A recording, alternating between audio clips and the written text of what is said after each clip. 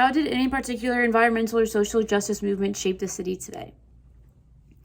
So the introduction of the Mexico City Metro, which was originally presented by Sanjana, helps with the growth of environmentalism, as it made public transportation more accessible, and that's keeping people off the roads and cars. The metro system actually has 4 million daily users, and this is really helpful for the environment because traffic congestion and immense usage of vehicles by citizens in Mexico is the main cause of their air pollution problems.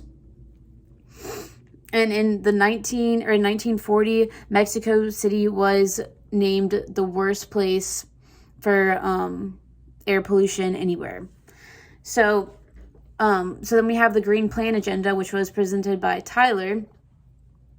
And that kind of corresponds with my post, which was on the Clean Air Acts, as those work together to actually finally reduce the air pollution in Mexico.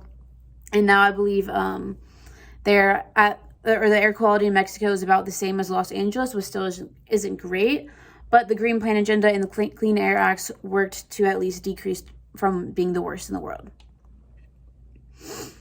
And the Mexico City earthquake sparked a social justice movement, as the citizens were not happy with the government. They pushed for earthquake resistant infrastructure, and it also led to the creation of the Civil Protections Committee to protect the civil liberties of citizens during a disaster.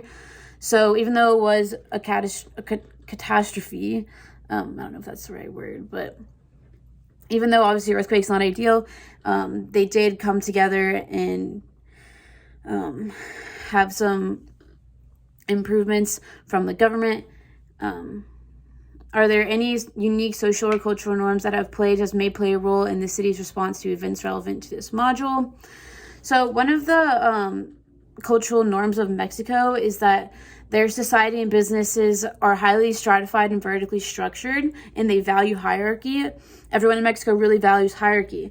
And so I feel like a bunch of their, especially environmental issues, come from like big businesses being greedy and only wanting money and not caring about the environment. So this affects the city's responses. They have to somehow find a way to get the government to come in and help, because these big businesses aren't doing their duty in helping the environment.